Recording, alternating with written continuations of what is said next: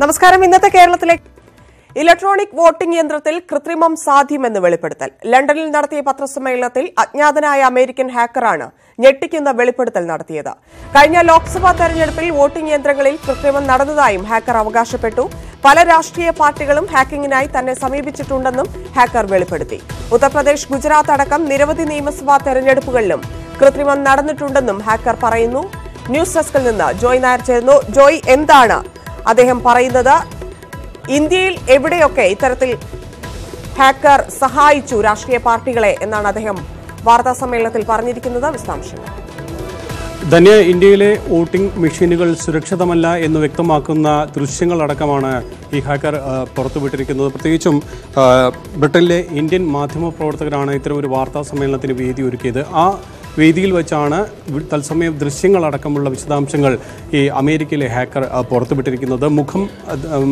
മുഖംമൂടി ധരിച്ച് ആണ് മാധ്യമങ്ങൾക്ക് മുന്നിൽ ഇദ്ദേഹം പ്രത്യക്ഷപ്പെട്ടതും വിശദാംശങ്ങൾ പുറത്തുവിട്ടതും. വളരെ പ്രധാനപ്പെട്ട നിരവധി കാര്യങ്ങൾ അദ്ദേഹം ഈ വാർത്താ സമ്മേളനത്തിൽ വ്യക്തമാക്കുന്നുണ്ട്. പ്രത്യേകിച്ചും ഇന്ത്യയിൽ ഉപയോഗിക്കുന്ന വോട്ടിംഗ് മെഷീനുകൾ സുരക്ഷിതമല്ല എന്ന് തന്നെയാണ് അദ്ദേഹം വ്യക്തമാക്കുന്നത്. പ്രത്യേകിച്ച് 2014 നടന്ന ലോക്സഭാ തെരഞ്ഞെടുപ്പ് കൃത്രിമം നടന്നു എന്ന് ഈ ഹാക്കർ കൃത്യമായി വിശദീകരിക്കുന്നു.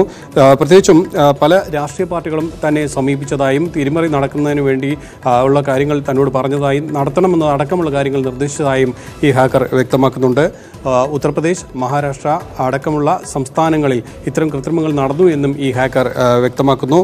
ഈ കാര്യങ്ങളെല്ലാം മുഖ്യ തെരഞ്ഞെടുപ്പ് കമ്മീഷനായിരുന്ന VS സമ്പത്തിനും അതുപോലെ തന്നെ BJP നേതാവായിരുന്ന ഗോപിനാഥ് മുണ്ടയ്ക്കും അറിയാമായിരുന്നു എന്നും വിശദമാക്കുന്നുണ്ട്. ഈ കാര്യങ്ങളെല്ലാം വെളിപ്പെടുത്താനിരുന്ന ഒരു സാഹചര്യത്തിലാണ് ഗോപിനാഥ് മുണ്ടെ മരണപ്പെടുന്നതെന്നും അദ്ദേഹം പറയുന്നുണ്ട്. എന്തായാലും ഈ BSP തുടങ്ങിയ രാഷ്ട്രീയ പാർട്ടികളും ഈ ഹാക്കിങ്ങിന് പിന്നിൽ ഉണ്ട് എന്ന വിശദാംശങ്ങളും ഇതിനോടൊപ്പം തന്നെ പറയുന്നുണ്ട്. പ്രത്യേകിച്ചും വോട്ടിംഗ് യന്ത്രത്തിൽ ചിപ്പ് ഘടിപ്പിച്ചാൽ ഏത് തരത്തിലുള്ള കൃത്രിമവും നടത്താനുള്ള ഒരു സാധ്യതയുണ്ട്. ആ സാധ്യത എല്ലാം മുൻകൂട്ടി കണ്ടുകൊണ്ട് തന്നെയാണ് ഇത്തരം കൃത്രിമങ്ങൾ നടത്തിയിരിക്കുന്നതെന്നാണ് ഈ ഹാക്കർ വ്യക്തമാക്കിയിരിക്കുന്നത്. ഇതിനൊപ്പം തന്നെ ഇപ്പോൾ ഇത്തരമൊരു വാർത്ത പുറത്ത് വന്നതോടുകൂടി തന്നെ കൂടുതൽ രാഷ്ട്രീയ വിവാദങ്ങൾക്കും വഴിവെച്ചിട്ടുണ്ട്. പ്രത്യേകിച്ചും അജ്ഞാതനായ ഒരു വ്യക്തിയാണ് ഈ കാര്യങ്ങളെല്ലാം വിശദമാക്കുന്നത്. പ്രത്യേകിച്ചും മാധ്യമപ്രവർത്തകരുടെ നിർബന്ധത്തിന് വഴങ്ങി അവർ തന്നെ ഒരുക്കിയ ഒരു വേദിയിൽ തന്നെയാണ് ഇത്തരം കാര്യങ്ങൾ കൂടുതലായി വ്യക്തമാക്കിയിരിക്കുന്നത്. നേരത്തെ ചൂണ്ടിക്കാട്ടിയതുപോലെ ഡൽഹിയിൽ AAP അധികാരത്തിലെത്താനുള്ളൊരു സാധ്യത ഉണ്ടായതും ഇത്തരം കൃത്രിമം നടത്തിയത് കൊണ്ടാണ് എന്നും ഇപ്പോൾ ഈ വെളിപ്പെടുത്തലിലൂടെ പുറത്തു വരുന്നുണ്ട്. ധന്യ, ശരി. വോട്ടിംഗ് യന്ത്രത്തിൽ കൃത്രിമം സാധ്യമെന്നാണ് ഹാക്കർ വെളിപ്പെടുത്തിയിരിക്കുന്നത്. ജോയ് നായരാണ് വിശദാംശങ്ങൾ നൽകിയത്. മനുഷ്യക്കടത്തിലെ തെളിവുകൾ തേടി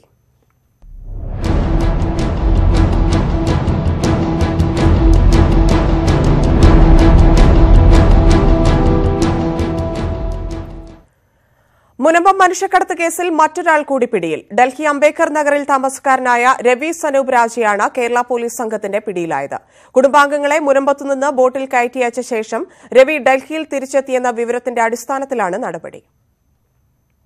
ഡൽഹിയിൽ നിന്ന് കേരളത്തിലെത്തി ന്യൂസിലാൻഡിലേക്കുള്ള ബോട്ടിൽ കയറാനാകാതെ മടങ്ങിയവരെ കേന്ദ്രീകരിച്ചുള്ള അന്വേഷണത്തിലാണ് രവി സനൂപ് രാജ പോലീസ് വലയിലായത്. രവി കേരളത്തിൽ വന്നുവെന്നും പദ്ധതി ആസൂത്രണം ചെയ്തവരുമായി സമ്പർക്കം പുലർത്തിയെന്നുമാണ് പോലീസ് നിഗമനം. ഡൽഹി സാകേത് കോടതി പരിസരത്ത് നിന്ന് ആലുവ SI സാബു KA, മേരിദാസൻ എന്നിവരാണ് രവിയെ പിടികൂടിയത്. പ്രാഥമിക ചോദ്യം ചെയ്യലിന് ശേഷം കേരളത്തിലേക്ക് കൊണ്ടുപോയി. സഹോദരങ്ങളും കുടുംബാംഗങ്ങളും ബോട്ടിൽ പോയതായും തനിക്ക് നേരിട്ട് ബന്ധമില്ലെന്നുമാണ് രവിയുടെ വാദം. ഫാമിലി वाला पूरा गए?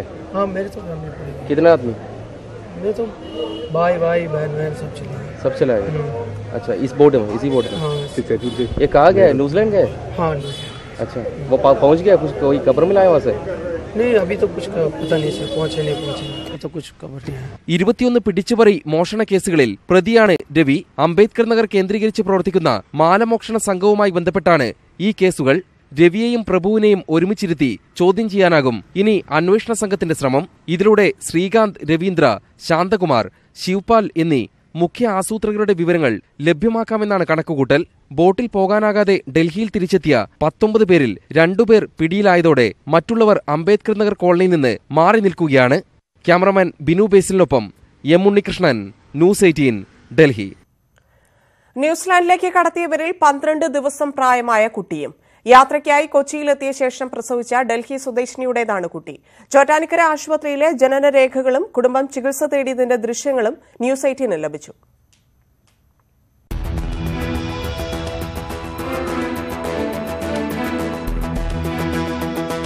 വിദേശയാത്രയിൽ സ്വന്തം ജീവൻ മാത്രമല്ല അവർ അമ്മാനമാടിയത്.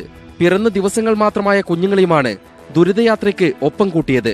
ഡൽഹി അംബേദ്കർ നഗർ കോളനിയിൽ താമസക്കാരായ ബാബുകുമാറും ഭാര്യ പൂജയും ഒരു കുട്ടിയും ഡിസംബർ അവസാനമാണ് കേരളത്തിലെത്തിയത്. ഗർഭിണിയായ പൂജയെ ചികിത്സയ്ക്കായി ചോറ്റാനിക്കരയിലെ ആശുപത്രിയിൽ പ്രവേശിപ്പിച്ചുവെന്നാണ് ഞങ്ങൾക്ക് ലഭിച്ച CCTV ദൃശ്യങ്ങളിൽ നിന്ന് വ്യക്തമായത്. ജനുവരി 1 ഉച്ചയ്ക്ക് 1:10 ഇവർക്ക് പെൺകുട്ടി ജനിച്ചു. ചികിത്സ പൂർത്തിയാക്കി ജനുവരി 5 കൈക്കുഞ്ഞുമായി കുടുംബം ആശുപത്രി വിട്ടു. ജനുവരി 12 കുട്ടിക്ക് 12 ദിവസം മാത്രം പ്രായമുള്ളപ്പോഴാണ് ബോട്ടിൽ കുടുംബം കയറിപ്പോയത്. ബാബുകുമാറിനും ഭാര്യയ്ക്കുമെതിരെ ഡൽഹിയിൽ ഏതാനും കേസുകളുണ്ടെന്ന് അന്വേഷണത്തിൽ ബോധ്യമായി. പിഞ്ചുകുട്ടികളുമായി മകനും ഭാര്യയും പോയതിന്റെ ആശങ്കയിൽ കഴിയുന്ന മറ്റൊരു കുടുംബത്തെയും കണ്ടു അംബേദ്കർ നഗർ കോളനിയിൽ. പാൽ കുടിക്കണം. പൊണ്ടാട്ടി അണ്ണു. இன்னொரு பையன் இருக்கான், ராகவன், பெரிய பையன் ராகவன். அவனுக்கு ஒரு 6 வயசு இருக்கும். ராகவனுக்கு 6 வயசு இருக்கும். மதனுக்கு இல்லை தான் இருக்கிறோம். போய் இன்னையோட 13 நாள் ஆகுது. இங்கேருந்து போய் 13 நாள் ஆகுது. ஒன்றும் பொண்ணு போன்னு வரல, ஒன்றும் வரல. எனக்கு ഒന്നും சொல்லவும் ഇല്ല. കൈക്കുഞ്ഞുങ്ങൾ, സ്ത്രീകൾ, പ്രായമുള്ളവർ ഇവരെല്ലാം ബോട്ടിൽ കയറിയെന്നാണ് ഇതുവരെ ലഭ്യമായ മൊഴികളും രേഖകളും വ്യക്തമാക്കുന്നത്. മുൻകൂറായി പണം നൽകി ഉറപ്പിച്ച പദ്ധതിയിൽ നിന്ന് ആരോഗ്യ പ്രശ്നങ്ങളും സുരക്ഷാ ഭീഷണികളും ഒന്നും ഇവരെ പിന്തിരിപ്പിച്ചില്ല. ഡൽഹിയിൽ നിന്നും cameraman KP ധനേഷിനൊപ്പം M Unnikrishnan, news 18. മനുഷ്യക്കടത്ത് കേസിൽ കസ്റ്റഡിയിലുള്ളവരെയും ഇടനിലക്കാരെയും ഇന്റലിജൻസ് ബ്യൂറോ ചോദ്യം ചെയ്തു. വരും ദിവസങ്ങളിൽ ദേശീയ അന്വേഷണ ഏജൻസിയും ഇവരെ ചോദ്യം ചെയ്യും. മനുഷ്യക്കടത്തിന് ഉപയോഗിച്ച ദയാമാതാ ബോട്ടിന്റെ ദൃശ്യങ്ങൾ ന്യൂസ് 18 ലഭിച്ചു. കസ്റ്റഡിയിലെടുത്ത ഡൽഹി സ്വദേശി പ്രഭുവിനെയും ബോട്ടുടമ അനിൽകുമാറിനെയും മറ്റ് ചില ഇടനിലക്കാരെയുമാണ് ഇന്റലിജൻസ് ബ്യൂറോ ചോദ്യം ചെയ്തത്. ആലുവ SP ഓഫീസിൽ ദേശീയ ഏജൻസിയിലെ മുതിർന്ന ഉദ്യോഗസ്ഥർ നേരിട്ടെത്തിയായിരുന്നു ചോദ്യം ചെയ്യൽ. വരും ദിവസങ്ങളിൽ ദേശീയ അന്വേഷണ ഏജൻസിയും തമിഴ്നാട് Q ബ്രാഞ്ചും ഇവരെ ചോദ്യം ചെയ്യും. ന്യൂസിലൻഡിലേക്ക് കടന്ന സംഘത്തിൽ ശ്രീലങ്കൻ സ്വദേശികളുണ്ടായിരുന്നുവെന്ന് പോലീസ് നേരത്തെ സ്ഥിരീകരിച്ചിരുന്നു. ഇത് സംബന്ധിച്ച വിവരങ്ങളാണ് ഇന്റലിജൻസ് ബ്യൂറോ ആദ്യം ശേഖരിച്ചത്. മനുഷ്യക്കടത്തിൽ കൂടുതൽ ഏജൻസികളുടെ ചോദ്യം ചെയ്യലുണ്ടാകുമെന്ന് Ernakulam rural SP Rahul R Nair സ്ഥിരീകരിച്ചു. ഇപ്പോൾ ഇൻവെസ്റ്റിഗേഷൻ നടക്കുകയാണ്. അതിൻ്റെ പുറത്ത് പറയത്തക്ക രീതിയിൽ കാര്യങ്ങളൊന്നും ആയിട്ടില്ല. അതുകൊണ്ടാണ് എല്ലാവരും അന്വേഷിക്കുന്നുണ്ട്. ആരൊക്കെയാണെന്ന് എനിക്ക് ഇപ്പോൾ പറയാൻ പറ്റില്ല. കസ്റ്റഡിയിലുള്ള ഡൽഹി സ്വദേശി പ്രഭുവും മുഖ്യകണ്ണിയായ ശ്രീകാന്തും ചെറായിലെ സീഷോർ റിസോർട്ടിലെ മുറിയിൽ ഒരുമിച്ച് കഴിഞ്ഞിരുന്ന വിവരവും അന്വേഷണ സംഘം ദേശീയ ഏജൻസികൾക്ക് കൈമാറി. മനുഷ്യക്കടത്തിന് ഉപയോഗിച്ച ദയാമാതാ ബോട്ടിന്റെ ദൃശ്യങ്ങൾ ന്യൂസ് 18 ലഭിച്ചു. അതിനിടെ മുനമ്പത്ത് നിന്ന് ന്യൂസിലൻഡിലേക്ക് പോയ സംഘത്തിലെ 80ഓളം പേർ ചോറ്റാനിക്കരയിലെ 5 ലോഡ്ജുകളിലായി താമസിച്ചിരുന്നുവെന്ന് പോലീസ് സ്ഥിരീകരിച്ചു. 2 ആഴ്ചയോളമാണ് ഇവർ ചോറ്റാനിക്കരയിലെ ലോഡ്ജുകളിൽ താമസിച്ചത്. SS Sharan, news 18 Kochi. ശുദ്ധിക്രിയ വിവാദത്തിൽ വിശദീകരണം നൽകാൻ തന്ത്രിക്ക് ദേവസ്വം ബോർഡ് സമയം നീട്ടി നൽകി. നിയമവിദഗ്ധരുമായി ആലോചിക്കാൻ സമയം വേണമെന്ന കണ്ഠരര് രാജീവരുടെ അപേക്ഷ പരിഗണിച്ചാണ് 2 ആഴ്ച സമയം ദീർഘിപ്പിച്ച് നൽകിയത്. ശബരിമല റിട്ട് ഹർജികൾ അടുത്ത 8 സുപ്രീംകോടതി പരിഗണിക്കുമെന്നാണ് സൂചന. ശബരിമലയിൽ യുവതികൾ പ്രവേശിച്ചതിനു പിന്നാലെ തന്ത്രി ശുദ്ധിക്രിയ നടത്തിയതിനാണ് വിശദീകരണം ചോദിച്ചത്. 2 ആഴ്ചയ്ക്കുള്ളിൽ വിശദീകരണം നൽകണമെന്നായിരുന്നു ദേവസ്വം ബോർഡിന്റെ ആവശ്യം. സമയം ഇന്ന് അവസാനിക്കുന്ന സാഹചര്യത്തിൽ കുറച്ചു ദിവസം കൂടി ദീർഘിപ്പിച്ചു നൽകണമെന്ന് തന്ത്രി ദേവസ്വം ബോർഡിനോട് ആവശ്യപ്പെട്ടു. ശബരിമലയായതിനാൽ നിയമവിദഗ്ധരുമായി കൂടിയാലോചനയ്ക്ക് സമയം ലഭിച്ചില്ലെന്നും വിശദീകരണം നൽകാൻ കൂടുതൽ സമയം നൽകണമെന്നുമാണ് ആവശ്യം. ഇത് പരിഗണിച്ചാണ് 2 ആഴ്ച കൂടി നീട്ടി നൽകുവാനുള്ള തീരുമാനം. അദ്ദേഹം ശബരിമലയായിരുന്നതുകൊണ്ട് അദ്ദേഹത്തിന് നിയമിക്കന്മാരുമായിട്ട് ആലോചിക്കാൻ കഴിഞ്ഞിട്ടില്ല. അദ്ദേഹം 2 ആഴ്ച കൂടെ വേണമെന്ന് ആവശ്യപ്പെട്ടത് ഞങ്ങൾ അനുവദിച്ചിട്ടുണ്ട്. അത് സാധാരണ ഒരു നീതിയുടെ പ്രശ്നമാണ്. ആ നീതിയുടെ ഇത് മാത്രം നോക്കിയിട്ട് മാത്രമാണ് ഞങ്ങൾ ചെയ്തിട്ടുള്ളത്. ശബരിമല സ്ത്രീ പ്രവേശന വിധിയെ ചോദ്യം ചെയ്തുള്ള റിട്ട് ഹർജികൾ സുപ്രീംകോടതി അടുത്ത മാസം 8 പരിഗണിച്ചേക്കും. സുപ്രീംകോടതി വെബ്സൈറ്റിൽ സൂചിപ്പിച്ചിരിക്കുന്ന താൽക്കാലിക തീയതി പ്രകാരമാണിത്. സംസ്ഥാന സർക്കാർ ഹർജികളും ഫെബ്രുവരി 8 സുപ്രീംകോടതി പരിഗണിക്കാനാണ് സാധ്യത. സംസ്ഥാന സർക്കാരിന്റെ 2 ഹർജികളാണ് സുപ്രീംകോടതിയിൽ ഉള്ളത്. കേരള ഹൈക്കോടതിയിലുള്ള എല്ലാ ഹർജികളും സുപ്രീംകോടതിയിലേക്ക് മാറ്റാനാണ് ഒരു ഹർജി. ഹൈക്കോടതി നിരീക്ഷണ സമിതിയെ നിയമിച്ചതിന് എതിരെയാണ് 2ാമത്തെ ഹർജി. യുവതീ പ്രവേശനം ചോദ്യം ചെയ്തു നൽകിയ 4 റിട്ട് ഹർജികളും ഫെബ്രുവരി 8-ന് പരിഗണിച്ചേക്കുമെന്നും വെബ്സൈറ്റ് വ്യക്തമാക്കുന്നു. തിരുവിതാംകൂർ ദേവസ്വം ബോർഡ് നൽകിയ സാവകാശ ഹർജിക്ക് മാത്രം ഇതുവരെ തീയതി നൽകിയിട്ടില്ല. ന്യൂസ് 18 തിരുവനന്തപുരം, ഡൽഹി. തിരുവനന്തപുരത്ത് നടന്ന അയ്യപ്പ ഭക്ത സംഗമം സവർണ യോഗമെന്ന് SNDP യോഗം ജനറൽ സെക്രട്ടറി വെള്ളാപ്പള്ളി നടേശൻ. വനിതാ മതിലിന്റെ പിറ്റേ ദിവസം ശബരിമലയിൽ സ്ത്രീകൾ കയറിയതോടെ മതിൽ കെണിയായി മാറി. ശബരിമല വിഷയം രാഷ്ട്രീയമായി BJPക്കാണ് നേട്ടമുണ്ടാക്കിയതെന്നും വെള്ളാപ്പള്ളി നടേശൻ പറഞ്ഞു. ശബരിമല വിഷയത്തിൽ സംഘപരിവാർ സംഘടനകൾ നടത്തിയിരുന്ന സമരങ്ങളെ വിമർശിച്ചിരുന്ന വെള്ളാപ്പള്ളി അയ്യപ്പ ഭക്ത സംഗമത്തെക്കുറിച്ച് അതേ നിലപാട് ആവർത്തിക്കുകയാണ്.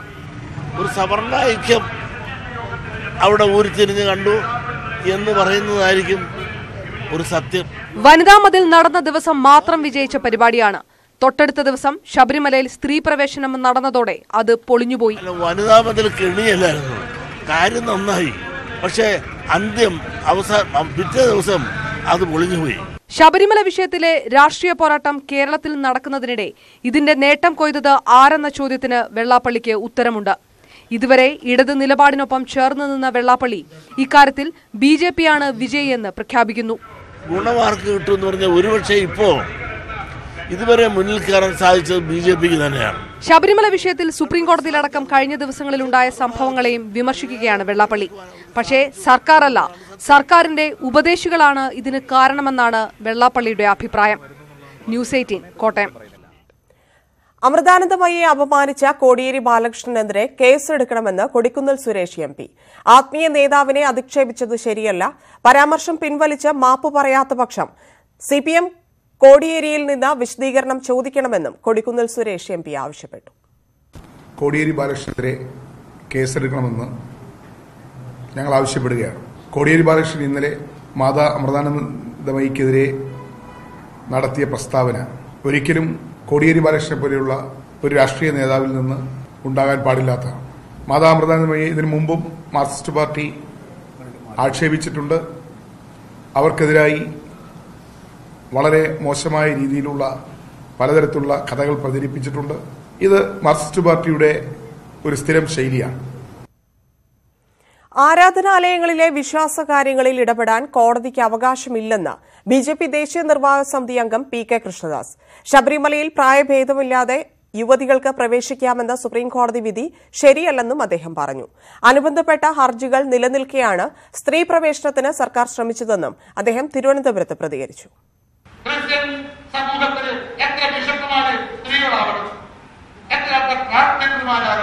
എത്രയോ പുരുഷന്മാരാകണം പിണറായിയാണോ തീരുമാനിക്കേണ്ടത്? അല്ലെങ്കിൽ ആ സമൂഹമാണ്, വിശ്വാസ സമൂഹമാണ് തീരുമാനിക്കേണ്ടത്? ആർക്കാക്കിയാലും ആരാധനാലയത്തിൽ എത്ര തവണ ഒരു ദിവസം കുർബാന നടത്തുന്നത്? ഞായറാഴ്ച രാവിലെ വേണോ കുർബാന, ഉച്ചയ്ക്ക് വേണോ കുർബാന, വൈകുന്നേരം വേണോ കുർബാന? ഗവൺമെന്റാണോ തീരുമാനിക്കേണ്ടത്? മുസ്ലിം വിശ്വാസികൾ, മതവിശ്വാസികൾ ഒരു ദിവസം എത്ര തവണ നിസ്കരിക്കണമെന്ന് തീരുമാനിക്കാൻ ആർക്കവകാശം? അവകാശം ഗവൺമെന്റിനുമില്ല, കോടതിക്കുമില്ല. ഗവൺമെന്റിനുമില്ല, കോടതിക്കുമില്ല. അതുപോലെ തന്നെയാണ് ശബരിമലയിലും. സെക്രട്ടേറിയറ്റിനു മുന്നിലെ നിരാഹാര സമരം അവസാനിപ്പിച്ചതിനെ ചൊല്ലി BJPക്കുള്ളിൽ തന്നെ ഭിന്നത രൂക്ഷം. തുടർ സമരം പ്രഖ്യാപിക്കാതെ നിരാഹാര സമരം പിൻവലിച്ചതിനും സമരം പരാജയമായിരുന്നു എന്ന തരത്തിൽ പാർട്ടി അധ്യക്ഷൻ നടത്തിയ പരാമർശത്തിനുമെതിരെ പാർട്ടിക്കുള്ളിൽ കടുത്ത എതിർപ്പുയർന്നു. V മുരളീധരനും K സുരേന്ദ്രനും അവസാന ദിവസം വിട്ടുനിന്നതോടെ ഭിന്നത പരസ്യമായി. ശബരിമല സമരത്തിൽ തുടക്കം മുതൽ തന്നെ സംസ്ഥാന BJPയിൽ ഭിന്നതയുണ്ട്. BJP നടത്തിയ സമരങ്ങൾ മറ്റ് സംഘപരിവാർ സംഘടനകൾ ഹൈജാക്ക് ചെയ്തെന്നായിരുന്നു വിമർശനം. ഭക്തരെ തടഞ്ഞതിന് അറസ്റ്റിലായ K സുരേന്ദ്രനെ പാർട്ടി അവഗണിച്ചെന്ന പരാതി V മുരളീധര പക്ഷം ഉയർത്തിയതോടെ ഭിന്നിപ്പ് രൂക്ഷമായി. സെക്രട്ടേറിയറ്റിന് മുന്നിലെ സമരം അവസാനിപ്പിച്ച രീതിയിലും രൂക്ഷമായ അഭിപ്രായ വ്യത്യാസമുണ്ട്. തുടർ സമരം പ്രഖ്യാപിക്കാതെ സമരം അവസാനിപ്പിച്ചത് ശരിയല്ലെന്നാണ് ഒരു വിഭാഗത്തിന്റെ വാദം. V മുരളീധരനും K സുരേന്ദ്രനും ചടങ്ങിൽ നിന്ന് വിട്ടുനിന്നതോടെ ഭിന്നത പരസ്യമായി. അതേസമയം സമരം പ്രഖ്യാപിച്ചപ്പോൾ ഉയർത്തിയ ആവശ്യങ്ങൾക്ക് പ്രസക്തിയില്ലാതായ സാഹചര്യത്തിലാണ് നിരാഹാര സമരം പിൻവലിച്ചതെന്നാണ് മറുവിഭാഗത്തിന്റെ വാദം. നിരാഹാര സമരം പൂർണ്ണ വിജയമല്ലായിരുന്നു എന്ന തരത്തിൽ പാർട്ടി അധ്യക്ഷൻ നടത്തിയ പരാമർശത്തോടും മുരളീധര പക്ഷത്തിന് എതിർപ്പുണ്ട്. ശബരിമല വിഷയത്തെ മുൻനിർത്തി പാർട്ടി ലക്ഷ്യമിടുന്ന രാഷ്ട്രീയ നീക്കത്തെ പിന്നോട്ടടിക്കുന്നതാണ് PS ശ്രീധരൻപിള്ളയുടെ നിലപാടെന്നാണ് വിമർശനം. ന്യൂസ് 18 തിരുവനന്തപുരം. KSRTC എംപാനൽ നിയമനത്തിനെതിരെ PSC ഹൈക്കോടതിയിൽ വിശദീകരണം നൽകി. നിയമം നിലവിലുള്ളപ്പോൾ പിൻവാതിൽ വഴി നിയമനം നടത്തുന്നത് തെറ്റാണെന്നാണ് PSCയുടെ വിശദീകരണം. സർക്കാർ സർവീസുകളിൽ പിൻവാതിൽ നിയമനം നിലനിൽക്കില്ലെന്ന് PSC ഹൈക്കോടതിയെ അറിയിച്ചു. KSRTCയിലെ നിയമനങ്ങൾ സംബന്ധിച്ച് വ്യക്തമായ നിയമങ്ങൾ നിലവിലുണ്ട്. ഈ സാഹചര്യത്തിൽ പിൻവാതിൽ നിയമനം തെറ്റാണ്. അത് ജനങ്ങളോടുള്ള വഞ്ചനയാണെന്നും PSC സത്യവാങ്മൂലത്തിൽ പറയുന്നു. KSRTCയിൽ താൽക്കാലിക ജീവനക്കാരെ നിയമിക്കുകയും പിന്നീട് അവരെ സ്ഥിരപ്പെടുത്തുകയും ചെയ്യുന്നു. ഇത് സർക്കാർ ജോലി തേടുന്ന ഉദ്യോഗാർത്ഥികളുടെ അവസരം നിഷേധിക്കലാണ്. 2010 റിസർവ് കണ്ടക്ടർ തസ്തികയിലേക്ക് PSC വിജ്ഞാപനമിറക്കിയിരുന്നു. 2012 എഴുത്തുപരീക്ഷയും നടത്തി. 2013 റാങ്ക് ലിസ്റ്റ് പ്രസിദ്ധീകരിച്ചു. അന്ന് 9378 ഒഴിവുകളുണ്ടെന്നായിരുന്നു PSC അറിയിച്ചത്. എന്നാൽ പിന്നീട് KSRTC MD അത് 3808 ഒഴിവുകളാക്കി വെട്ടിക്കുറച്ചു. ഇക്കാര്യത്തിൽ PSCയുടെ അതൃപ്തി KSRTC അറിയിച്ചിരുന്നു. പിന്നീട് 2016 ഒക്ടോബറിൽ മുഴുവൻ ഒഴിവുകളും റിപ്പോർട്ട് ചെയ്യാൻ ഹൈക്കോടതി KSRTCയോട് ആവശ്യപ്പെട്ടു. എന്നാൽ നിലവിലുള്ള റാങ്ക് ലിസ്റ്റിന്റെ കാലാവധി അവസാനിച്ച ശേഷം 2017 മാത്രമാണ് KSRTC ഒഴിവുകൾ റിപ്പോർട്ട് ചെയ്തതെന്നും PSCയുടെ വിശദീകരണത്തിൽ പറയുന്നു. ഹർജി നാളെ ഹൈക്കോടതി പരിഗണിക്കും. അതേസമയം പിരിച്ചുവിട്ട എംപാനൽ കണ്ടക്ടർമാർ ഇന്ന് സെക്രട്ടേറിയറ്റിന് മുന്നിൽ സമരം ആരംഭിച്ചു. ഇവർ ശയന പ്രദക്ഷിണ സമരവും നടത്തി. നിയമസഭ തുടങ്ങുന്നതുവരെ സെക്രട്ടേറിയറ്റിന് മുന്നിൽ സമരം തുടരും. 25-ന് നിയമസഭയിലേക്ക് മാർച്ചും നടത്തും. ന്യൂസ് 18 കൊച്ചി, തിരുവനന്തപുരം. സമരത്തിലൂടെ എംപാനൽ ജീവനക്കാർ സർക്കാരിനെ സമ്മർദ്ദത്തിലാക്കാൻ ശ്രമിക്കുന്നുവെന്ന് മന്ത്രി AK ശശീന്ദ്രൻ. കേസ് കോടതി പരിഗണിക്കുന്ന സമയത്ത് തന്നെ സമരം തുടങ്ങേണ്ടിയിരുന്നു എന്ന് സമരം നടത്തുന്നവർ ആത്മപരിശോധന നടത്തണം. ജീവനക്കാരുടെ സമരം സർക്കാരിനെ സമ്മർദ്ദത്തിലാക്കാനാണെന്ന് കോടതി വ്യാഖ്യാനിച്ചേക്കാം. ജീവനക്കാരുടെ സങ്കടം ന്യായമാണെന്നും മന്ത്രി പറഞ്ഞു. PSC നിയമന നടപടികൾ പൂർത്തിയായിരിച്ചതിന് ശേഷം മാത്രമേ ഈ കാര്യം പരിഗണിക്കാൻ സാധിക്കുകയുള്ളൂ. അല്ലാത്ത പക്ഷം അത് ഇപ്പോഴുള്ള ഉത്തരവിന് വിരുദ്ധമായി തീരുമെന്ന ഒരു നിഗമനത്തിലാണ് അവർ എത്തിച്ചേർന്നത്. നിയമത്തിന്റെ പരിധിയിൽ നിന്നുകൊണ്ടും കോടതി വിധികളുടെ ലംഘനമില്ലാതെയും എങ്ങനെ സാധിക്കുമെന്ന ഒരു ശ്രമം തന്നെയാണ് നടത്തേണ്ടത്. ശബരിമല സർവീസുകൾ വഴി KSRTCക്ക് ഇക്കുറി റെക്കോർഡ് വരുമാനം. 45 കോടി രൂപയാണ് മണ്ഡല മകരവിളക്ക് കാലത്തെ സർവീസുകളിൽ നിന്ന് ലഭിച്ചിരിക്കുന്ന വരുമാനം. മുൻവർഷത്തെ അപേക്ഷിച്ച് 3 ഇരട്ടി വർധനയാണ് വരുമാനത്തിലുണ്ടായത്. പമ്പ നിലയ്ക്കൽ ചെയിൻ സർവീസ് വഴിയാണ് KSRTCക്ക് ലോട്ടറി അടിച്ചത്. 31.2 കോടിയാണ് ചെയിൻ സർവീസ് വഴി മാത്രം വരുമാനം. സ്വകാര്യ വാഹനങ്ങളെ പൂർണ്ണമായും ഒഴിവാക്കി KSRTC ബസ്സുകൾ വഴി മാത്രമാണ് ഇത്തവണ നിലയ്ക്കൽ നിന്നും പമ്പയിലേക്ക് തീർത്ഥാടകരെ എത്തിച്ചത്. പമ്പയിൽ നിന്നുള്ള ദീർഘദൂര സർവീസ് വഴി 14 കോടിയും KSRTC നേടിയെടുത്തു. മുൻവർഷം ശബരിമല സർവീസുകളിൽ നിന്നും ആകെ വരുമാനം 15 കോടിയായിരുന്നതാണ് ഇത്തവണ 45.2 കോടിയായി വർദ്ധിച്ചത്. പ്രധാനമായിട്ടും ചെയിൻ സർവീസിലാണ് നേട്ടമുണ്ടായത്. കഴിഞ്ഞ വർഷം നമുക്ക് 15.2 കോടി കിട്ടിയെങ്കിൽ ഇത് 45.2 കോടി. അത് അല്പം കൂടി വർദ്ധിക്കുവാനേ സാധ്യതയുള്ളൂ. കാരണം ചില സ്ഥലങ്ങളിലൊക്കെ ഇവർ ബസ് പോയി സ്റ്റോപ്പ് ചെയ്തപ്പോൾ കളക്ഷൻ അവിടെയാണ് കൊടുത്തിട്ടുള്ളത്. പമ്പ നിലയ്ക്കൽ സർവീസുകളിൽ AC ബസ്സുകളോടായിരുന്നു തീർത്ഥാടകർക്ക് പ്രിയം. 44 AC ബസ്സുകളാണ് ഇത്തവണ സർവീസ് നടത്തിയത്. 99 നോൺ AC ബസ്സുകളും 10 ഇലക്ട്രിക് ബസ്സുകളും ഇത്തവണ സർവീസിനുണ്ടായിരുന്നു. വരും വർഷങ്ങളിൽ സർവീസ് ശക്തിപ്പെടുത്തുന്നതിനായി പമ്പ ഡിപ്പോയിൽ കൂടുതൽ സൗകര്യങ്ങൾ അനുവദിക്കണമെന്നാണ് KSRTCയുടെ ആവശ്യം. ന്യൂസ് 18 തിരുവനന്തപുരം. കർണാടകയിൽ കോൺഗ്രസ് MLA ആനന്ദ് സിംഗ് ആശുപത്രിയിലായത് നെഞ്ചുവേദന കാരണമാണെന്ന കോൺഗ്രസ് വാദം പൊളിഞ്ഞു. റിസോർട്ടിലെ അടിപിടിയിൽ പരിക്കേറ്റാണ് ആനന്ദ് സിംഗിന് പരിക്കേറ്റതെന്ന് വ്യക്തമാക്കുന്ന രേഖകളും ദൃശ്യങ്ങളും ന്യൂസ് 18 ലഭിച്ചു. ആനന്ദ് സിംഗിനെ അടിച്ച MLA ജയിൽ ഗണേഷ് മാപ്പ് പറഞ്ഞു. MLAക്കെതിരെ വധശ്രമത്തിന് പോലീസ് കേസെടുത്തു. നെഞ്ചുവേദന കാരണം ആശുപത്രിയിലായെന്ന് കോൺഗ്രസ് പറയുന്ന MLA ആനന്ദ് സിംഗിന്റെ ദൃശ്യങ്ങളാണിത്. മൂക്കിൽ ചതവേറ്റ് രക്തം കട്ടപിടിച്ചിരിക്കുന്നു. അടിയേറ്റ കണ്ണ് വീങ്ങിയിട്ടുണ്ട്. കഴുത്തിലും നെഞ്ചിലും ചതവുള്ളതായി പരിശോധനാ റിപ്പോർട്ടിൽ രേഖപ്പെടുത്തിയിരിക്കുന്നു. BJP റാഞ്ചിക്കൊണ്ടു പോകാതിരിക്കാനാണ് കോൺഗ്രസ് MLAമാരെ റിസോർട്ടിലേക്ക് മാറ്റിയത്. പക്ഷേ അവിടെ അവർ തമ്മിൽ തർക്കമായി. ബെല്ലാരി ജില്ലയിലെ MLAമാരായ ആനന്ദ് സിംഗും JL ഗണേഷും BJP ബന്ധത്തെ ചൊല്ലി തമ്മിൽ കുത്തുവാക്കു പറഞ്ഞു. ഒടുവിൽ ഗണേഷ് ബിയർ കുപ്പി കൊണ്ട് ആനന്ദ് സിംഗിന്റെ തലക്കടിച്ചു. DK ശിവകുമാർ അടക്കമുള്ള നേതാക്കൾ ആദ്യം സംഭവം നിഷേധിച്ചിരുന്നു. എന്നാൽ തെളിവുകൾ പുറത്തുവന്നതോടെ സംഭവം കോൺഗ്രസ് സമ്മതിച്ചു. ചെറിയ അടിപിടി ഉണ്ടായെന്ന് കോൺഗ്രസ് വക്താവ് മധു ഗൌഡയും മന്ത്രി സമീർ അഹമ്മദ് ഖാനും സമ്മതിച്ചു. ദേഷ്യത്തിൽ പ്രതികരിച്ചു പോയതിന് JL ഗണേഷ് MLA മാപ്പ് ചോദിച്ചു. ഭർത്താവിനെ അടിച്ച ഗണേഷിനെ വെറുതെ വിടില്ലെന്ന് ആനന്ദ് സിംഗിന്റെ ഭാര്യ ലക്ഷ്മി സിംഗ് പറഞ്ഞു. കോൺഗ്രസിൽ ഇതൊക്കെ സ്ഥിരം ഏർപ്പാടാണെന്നായിരുന്നു ബിജെപിയുടെ പരിഹാസത്തോടെയുള്ള പ്രതികരണം. हमने ये गठबंधन का हाथ उठा करके और एकजुटता का एक नजारा जो है सबसे पहले कर्नाटक में लोगों ने देखा था. अब इस गठबंधन की में सिर्फ टॉवल हो रही है, तो इसका अंदाजा आप आसानी से लगा सकते हैं कि जब रात है इतनी मत वाली तो सुबह का आलम क्या हो. News desk news 18. മുന്നാക്കക്കാർക്കുള്ള സാമ്പത്തിക സംവരണം രാജ്യത്ത് നടപ്പായി തുടങ്ങി. ഫെബ്രുവരി 1 മുതൽ എല്ലാ കേന്ദ്ര സർക്കാർ തസ്തികകളിലും മുന്നാക്ക സംവരണം നിലവിൽ വരും. അടുത്ത അധ്യയന വർഷം തന്നെ സ്വകാര്യ സ്ഥാപനങ്ങളടക്കം എല്ലാ വിദ്യാഭ്യാസ സ്ഥാപനങ്ങളിലും മുന്നാക്ക സംവരണം നടപ്പാക്കാൻ സംസ്ഥാനങ്ങൾക്ക് നിർദ്ദേശം നൽകി. 8 ഉന്നത സ്ഥാപനങ്ങളിൽ സംവരണം വേണ്ടെന്നും തീരുമാനിച്ചിട്ടുണ്ട്. തെരഞ്ഞെടുപ്പ് വിജ്ഞാപനം വരും മുൻപ് തന്നെ സംവരണം നടപ്പാക്കാൻ അതിവേഗ നടപടികളാണ് കേന്ദ്രം കൈക്കൊണ്ടത്. സംവരണത്തിനായുള്ള ഭരണഘടനാ ഭേദഗതി വിജ്ഞാപനത്തിലൂടെ നിലവിൽ വന്നു. ഫെബ്രുവരി 1 മുതൽ കേന്ദ്ര തസ്തികകളിൽ സംവരണം നടപ്പാകും. മുന്നാക്കക്കാരിൽ സാമ്പത്തികമായി പിന്നാക്കം നിൽക്കുന്ന ആളാണെന്ന് തഹസീൽദാരാണ് സർട്ടിഫിക്കറ്റ് നൽകേണ്ടത്.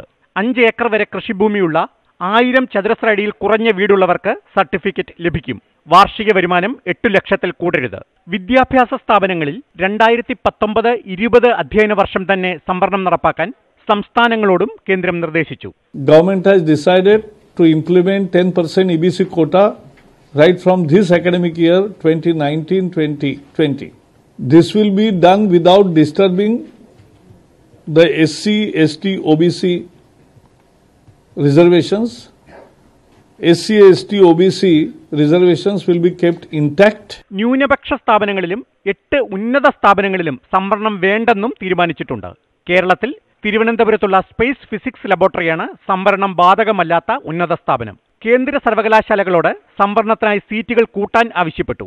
മറ്റു സംവരണങ്ങളെ ബാധിക്കാതിരിക്കാൻ 10% സീറ്റ് കൂട്ടിയ ശേഷമാകും സാമ്പത്തിക സംവരണം നടപ്പാക്കുക. എന്നാൽ ഈ വർഷം സംവരണം നടപ്പാക്കാൻ പ്രായോഗിക ബുദ്ധിമുട്ടുകളുണ്ടെന്ന് IIM-കളും IIT-കളും സർക്കാരിനെ അറിയിച്ചു. ഹോസ്റ്റൽ സീറ്റുകളടക്കം കൂട്ടാൻ സമയം വേണമെന്നാണ് ആവശ്യം. News desk news 18. സാമ്പത്തിക സംവരണം നേട്ടമായി ഉയർത്തിക്കാണിക്കുമ്പോൾ തന്നെ കേന്ദ്ര സർക്കാർ തസ്തികകൾ ഗണ്യമായി വെട്ടിക്കുറയ്ക്കുന്നുണ്ട്. മോദി സർക്കാർ അധികാരത്തിലേറിയ ശേഷം 75,000 തസ്തികകളാണ് ഇല്ലാതായത്. സാമ്പത്തിക സംവരണം നടപ്പാക്കിയത് നേട്ടമായി NDA ഉയർത്തിക്കാണിക്കുമ്പോഴും കേന്ദ്ര സർക്കാർ ജോലികളിൽ ഗണ്യമായ കുറവുണ്ടായതായി കണക്കുകൾ വ്യക്തമാക്കുന്നു. 2014 മോദി സർക്കാർ അധികാരത്തിലേറിയ ശേഷം 75,231 തസ്തികകൾ കുറഞ്ഞതായി 2018-19 ബജറ്റിൽ സർക്കാർ തന്നെ പറയുന്നു. റെയിൽവേ സേനാ വിഭാഗങ്ങളിലടക്കം 2014 33.3 ലക്ഷം ജീവനക്കാരാണ് ഉണ്ടായിരുന്നത്. 2018 ഇത് 32.52 ലക്ഷമായി കുറഞ്ഞു. അതേസമയം കരാർ അടിസ്ഥാനത്തിൽ 4 വർഷത്തിനിടെ 2 ലക്ഷത്തിലധികം ജീവനക്കാരെ നിയമിച്ചിട്ടുണ്ട്. 23,000-ഓളം ഉയർന്ന തസ്തികകളിൽ വിരമിച്ച ജീവനക്കാരെ പുനർനിയമിച്ചിട്ടുമുണ്ട്. എന്നാൽ കേന്ദ്ര പോലീസ് സേനയിൽ ജീവനക്കാരുടെ എണ്ണം 10.24 ലക്ഷത്തിൽ നിന്ന് 11.25 ലക്ഷമായി ഉയർന്നു. കസ്റ്റംസ്, സെൻട്രൽ എക്സൈസ് ജീവനക്കാരുടെ എണ്ണവും കൂടിയിട്ടുണ്ട്. ന്യൂസ് 18 ഡൽഹി. നാഗേശ്വർ റാവുവിനെ CBI താൽക്കാലിക ഡയറക്ടറായി നിയമിച്ചതിനെതിരായ ഹർജി പരിഗണിക്കുന്നതിൽ നിന്ന് ചീഫ് ജസ്റ്റിസ് രഞ്ജൻ ഗൊഗോയ് പിന്മാറി. CBI ഡയറക്ടറെ തെരഞ്ഞെടുക്കുന്ന സമിതിയിൽ അംഗമായതിനാലാണ് ചീഫ് ജസ്റ്റിസിന്റെ പിന്മാറ്റം. ജസ്റ്റിസ് AK സിക്രി അധ്യക്ഷനായ ബെഞ്ച് വ്യാഴാഴ്ച ഹർജി പരിഗണിക്കും. സന്നദ്ധ സംഘടനയായ കോമൺ കോസാണ് സുപ്രീംകോടതിയിൽ ഹർജി നൽകിയത്. സെലക്ഷൻ സമിതിയുടെ അംഗീകാരമില്ലാത്ത സർക്കാർ തീരുമാനം നിയമവിരുദ്ധമാണെന്നാണ് വാദം. സ്ഥലംമാറ്റ ഉത്തരവിനെതിരെ CBI ഓഫീസർ AK ബസി സുപ്രീംകോടതിയെ സമീപിച്ചു. CBI ഇടക്കാല ഡയറക്ടർ നാഗേശ്വർ റാവു AK ബസിയെ പോർട്ട് ബ്ലെയറിലേക്ക് സ്ഥലം മാറ്റിയിരുന്നു. ഇതിനെതിരെയാണ് ഹർജി. അലോക് വർമ്മ CBI ഡയറക്ടർ പദവിയിൽ തിരിച്ചെത്തിയപ്പോൾ ബസിയെ പോർട്ട് ബ്ലെയറിൽ നിന്ന് തിരിച്ച് ഡൽഹിയിലേക്ക് സ്ഥലം മാറ്റി. പക്ഷേ അലോക് വർമ്മ പോയതോടെ ബസിയെ വീണ്ടും പോർട്ട് ബ്ലെയറിലേക്ക് തന്നെ മാറ്റുകയായിരുന്നു. മന്ത്രി KT ജലീലിനെതിരായ ബന്ധു നിയമന പരാതിയിൽ അന്വേഷണമില്ലാത്തത് എന്തുകൊണ്ടെന്ന് മുഖ്യമന്ത്രി വ്യക്തമാക്കണമെന്ന് യൂത്ത് ലീഗ് സംസ്ഥാന ജനറൽ സെക്രട്ടറി PK ഫിറോസ്. പരാതി സർക്കാരിലേക്ക് അയച്ചിട്ടുണ്ടെന്നാണ് വിജിലൻസ് നിലപാട്. എന്തുകൊണ്ട് അന്വേഷണമില്ലെന്ന ചോദ്യത്തിന് വിജിലൻസിന് മറുപടിയില്ലെന്നും ഫിറോസ് ആരോപിച്ചു. വിജിലൻസ് ഡയറക്ടർക്ക് വേണ്ടി നൽകിയിട്ടുള്ള മറുപടിയിൽ പറയുന്നത് യൂത്ത് ലീഗ് നൽകിയ പരാതി സർക്കാരിലേക്ക് അയച്ചു കൊടുത്തിട്ടുണ്ട്. സർക്കാരിൽ നിന്നും യാതൊരു തരത്തിലുള്ള കമ്മ്യൂണിക്കേഷനും ലഭ്യമായിട്ടില്ല എന്നാണ്. എന്നാൽ എന്തുകൊണ്ടാണ് അന്വേഷണം ആരംഭിക്കാത്തത് എന്നതിന് ഒരു മറുപടിയും വിജിലൻസ് ഡയറക്ടർ നൽകിയിട്ടില്ല. സർക്കാർ എന്തുകൊണ്ടാണ് വിജിലൻസ് അയച്ചു കൊടുത്ത പരാതിയിൽ മറുപടി കൊടുക്കാത്തത് എന്നതിനെ സംബന്ധിച്ചും വിവരാവകാശ പ്രകാരം ചോദിച്ച ചോദ്യത്തിന് മറുപടിയില്ല. തിരുവല്ലയിൽ മത്സ്യത്തൊഴിലാളികളുടെ മരണത്തിൽ ദുരൂഹത. മരിച്ച കർഷകരിൽ ഒരാളും മരണം വിഷമുള്ളിൽ ചെന്നിട്ടെന്ന് പോലീസ് സർജൻ കണ്ടെത്തി. മരിച്ച മത്തായി ഈശോയുടെ ആമാശയത്തിൽ വിഷാംശം കണ്ടെത്തി. സനിൽകുമാറിന്റെ ശ്വാസകോശത്തിലാണ് കീടനാശിനി കണ്ടെത്തിയത്. സർജൻ പോലീസിന് മൊഴി നൽകി. മരണത്തിലെ ദുരൂഹത അന്വേഷിക്കുമെന്ന് പോലീസ് അറിയിച്ചു. ജി ശ്രീജിത്ത് ചേർന്നു. ശ്രീജിത്ത്, എന്താണ് അന്വേഷണത്തിൽ കണ്ടെത്തിയിരിക്കുന്നത്? മരണകാരണം വിഷമുള്ളിൽ ചെന്നിട്ട് എന്ന രീതിയിലേക്കാണോ കാര്യങ്ങൾ അറിയുന്നത്?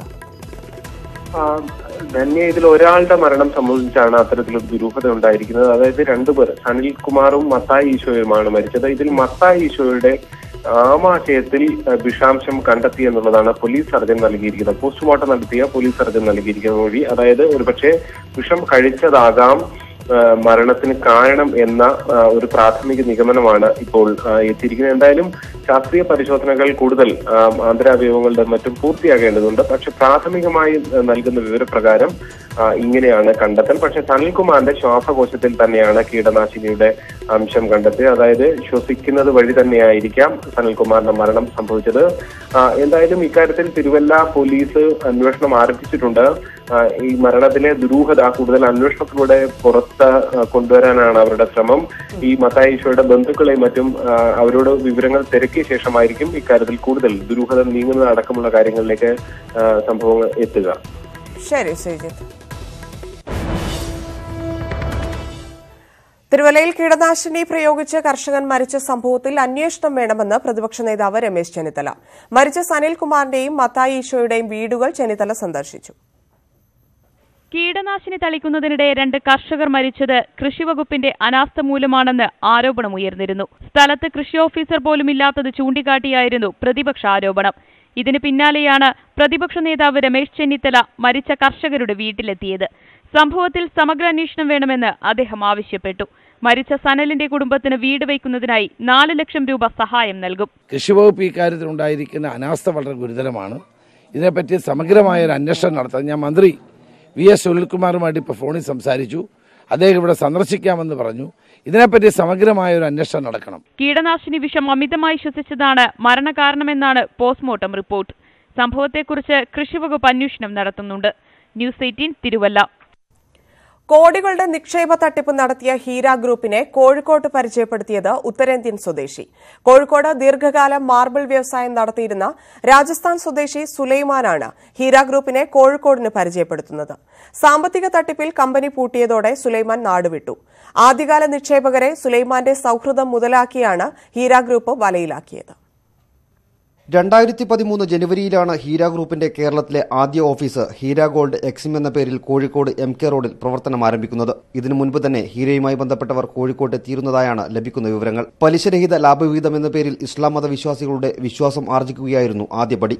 ഇതിന് ഉപയോഗിച്ചത് രാജസ്ഥാൻ സ്വദേശിയായ സുലൈമാനെയാണ്. വർഷങ്ങളായിട്ട് കോഴിക്കോട് ചിരപരിചിതനായ രാജസ്ഥാനിലെ ജോധ്പൂർ സ്വദേശിയായ സുലൈമാനാണ് ഈ ഹീര ഗോൾഡിനെ കോഴിക്കോട്ടേക്ക് പരിചയപ്പെടുത്തുന്നത്. ഒക്കെ ബാങ്ക് ത്രൂ ആണ്. അതുകൊണ്ടൊരു അഡ്രസ്സ് ഉണ്ട്. അതുകൊണ്ട് ഒരിക്കലും കാരണവശാലും ചീറ്റിംഗ് ഉണ്ടാവില്ല, ഒരു ബുദ്ധിമുട്ടുണ്ടാവില്ല. അന്ന് നമ്മളിപ്പോഴത്തെ മിക്ക ആളുകളും ധരിച്ചിരിക്കുന്നത് അങ്ങനെയാണ്. 100% ഒരു വിശ്വാസം അങ്ങനെയായിരുന്നു. പിന്നെ മതപരമായ ഒരു കണക്ഷൻ. ദീർഘകാലമായി കോഴിക്കോട് ടൈൽസ് മാർബിൾ ബിസിനസ് നടത്തുന്ന സുലൈമാനിലുള്ള വിശ്വാസവും ആളുകളെ ഹീര ഗ്രൂപ്പിലേക്ക് ആകർഷിച്ചു. ആ വിശ്വാസം മുതലാക്കിയ കമ്പനി ആദ്യം ലാഭവിഹിതം നൽകിയതോടെ ബിസിനസ് ശൃംഖല വ്യാപിച്ചു. പക്ഷേ ഹീരയുടെ തട്ടിപ്പ് പുറത്തായതിൽ പിന്നെ രാജസ്ഥാൻകാരനായ സുലൈമാൻ കോഴിക്കോട് നിന്നും മുങ്ങി. ഹീര ഗ്രൂപ്പിൽ പണം നിക്ഷേപിച്ച് വഞ്ചിതരായ കൂടുതൽ പേർ ഇപ്പോൾ പരാതിയുമായി രംഗത്തെത്തിയിട്ടുണ്ട്. പ്രദീപ് നാരായണൻ, ന്യൂസ് 18 കോഴിക്കോട്. ചാലക്കുടിയിലെ നീറ്റ ജലാറ്റിൻ കമ്പനിക്കെതിരെ വീണ്ടും പ്രതിഷേധവുമായി സമരസമിതി രംഗത്ത്. കോടതി ഉത്തരവ് ലംഘിച്ച് നീറ്റ ജലാറ്റിൻ കമ്പനി ചാലക്കുടി പുഴയിൽ നിന്ന് ജലമൂറ്റുന്നു എന്നാരോപിച്ചാണ് സമരസമിതിയുടെ പ്രതിഷേധം. പോലീസ് സ്ഥലത്തെത്തി പ്രതിഷേധക്കാരെ അറസ്റ്റ് ചെയ്തു നീക്കി. ചാലക്കുടി പുഴയിൽ നിന്നും നീറ്റ ജലാറ്റിൻ കമ്പനി വെള്ളമെടുക്കുന്നതിനെതിരെ സമരം ശക്തമായ സാഹചര്യത്തിൽ വ്യവസായ മന്ത്രി EP ജയരാജന്റെ അധ്യക്ഷതയിൽ ചർച്ച നടത്തിയിരുന്നു. സമരസമിതിയുടെ ആവശ്യം മന്ത്രി തള്ളുകയും സമീപത്തെ തോട് വൃത്തിയാക്കി ചാലക്കുടി പുഴയിൽ നിന്നും വെള്ളമെടുക്കാൻ കമ്പനിക്ക് അനുമതി നൽകുകയും ചെയ്തു. ഇതിനെതിരെയാണ് സമരസമിതി കോടതിയെ സമീപിച്ചത്. തുടർന്ന് ചാലക്കുടി മുൻസിഫ് കോടതി വെള്ളമെടുക്കുന്നത് തടഞ്ഞു. എന്നാൽ തോട് വൃത്തിയാക്കി വെള്ളമെടുക്കുന്ന പ്രവൃത്തി നീറ്റാജലാറ്റിൻ കമ്പനി തുടർന്നു. ഇതിനെതിരെയായിരുന്നു സമരസമിതിയുടെ പ്രതിഷേധം. പ്രതിഷേധിച്ച 19 പേരെ പോലീസ് അറസ്റ്റ് ചെയ്തു നീക്കി. പോലീസിന്റെ ഫോഴ്സ് ഉപയോഗിച്ചിട്ട് കമ്പനി കാശ് ചെലവാക്കി ഇത് ചെയ്യണം. അതേസമയം സർക്കാർ ഉത്തരവ് പ്രകാരമുള്ള തോട് നന്നാക്കൽ മാത്രമാണ് നടന്നത് എന്നാണ് ജലസേചന വകുപ്പിന്റെ വിശദീകരണം. ക്ലീൻ ചെയ്ത് തുറന്നു കൊടുത്ത പത്രങ്ങളൊക്കെ ചെയ്യുന്നുണ്ട്. അതിന് ഗവൺമെന്റ് ചെയ്യുന്നുണ്ട്. ഗവൺമെന്റ് ഉത്തരവ് പ്രകാരം പ്രവർത്തിക്കുന്നു. കമ്പനിയിലേക്ക് പുഴവെള്ളം ശേഖരിക്കുന്നതിനുള്ള അനുമതി പഞ്ചായത്ത് തലത്തിൽ നേരത്തെ റദ്ദു ചെയ്തിരുന്നു. ന്യൂസ് 18 തൃശൂർ. പ്ലാച്ചിമട വീണ്ടും സമരഭൂമിയാകുമോ?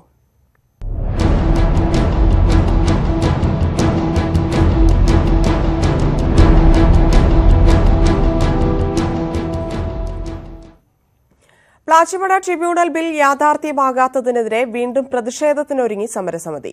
ന്യൂനതകൾ പരിഹരിച്ച് പ്ലാച്ചിമട ബിൽ വീണ്ടും അവതരിപ്പിക്കുമെന്ന സംസ്ഥാന സർക്കാർ വാഗ്ദാനം നടപ്പിലാക്കാത്തതാണ് തുടർ പ്രക്ഷോഭം നടത്താൻ കാരണം.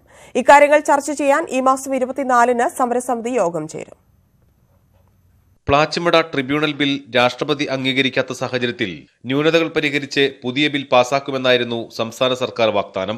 ബിൽ യാഥാർത്ഥ്യമാക്കാൻ നടപടിയെടുക്കണമെന്നാവശ്യപ്പെട്ട് 2017 ഏപ്രിൽ മാസം പ്ലാച്ചിമട സമരസമിതി സമരം നടത്തിയിരുന്നു. തുടർന്ന് മുഖ്യമന്ത്രി സമരക്കാരുമായി നടത്തിയ ചർച്ചയിൽ ബില്ലിന്റെ കാര്യത്തിൽ 6 മാസത്തിനകം പരിഹാരം കാണുമെന്ന് ഉറപ്പു നൽകി. എന്നാൽ 1.5 വർഷമായിട്ടും സർക്കാർ അലംഭാവം തുടരുകയാണെന്ന് സമരസമിതി ആരോപിച്ചു. മുഖ്യമന്ത്രിയുമായിട്ടുള്ള ചർച്ചയിൽ തന്നെ സർക്കാർ ഉറപ്പ് നൽകിയിരുന്നു. 6 മാസത്തിനുള്ളിൽ ഞങ്ങൾ ഈ പ്രശ്നത്തിന് പരിഹാരം കാണാമെന്ന് പറഞ്ഞു. 6 മാസം പോയിട്ട് ഇപ്പോൾ 1.5 വർഷം കഴിഞ്ഞിട്ട് ഇതിൽ യാതൊരു നടപടികളും തന്നെ ഇപ്പം നമ്മളിപ്പോൾ കാണാൻ കഴിയുന്നതും ഈ കൊക്കക്കോളയെ സഹായിക്കുന്ന ഒരു നിലപാടായിട്ട് സർക്കാർ മുന്നോട്ട് പോകുന്നതാണ്. പ്ലാച്ചിമടയിൽ പുതിയ സംരംഭം തുടങ്ങാനുള്ള കൊക്കക്കോളയുടെ നീക്കം വീണ്ടും വിവാദമായ സാഹചര്യത്തിൽ പ്രതിഷേധം ശക്തമാക്കാനാണ് തീരുമാനം. ഇക്കാര്യങ്ങൾ ചർച്ച ചെയ്യാൻ ജനുവരി 24-ന് സമരസമിതി യോഗം ചേരും. നഷ്ടപരിഹാരം ലഭിക്കാതെ പ്ലാച്ചിമടയിൽ ഒരു പദ്ധതിയും അംഗീകരിക്കില്ലെന്നാണ് സമരസമിതിയുടെ നിലപാട്. ന്യൂസ് 18 പാലക്കാട്.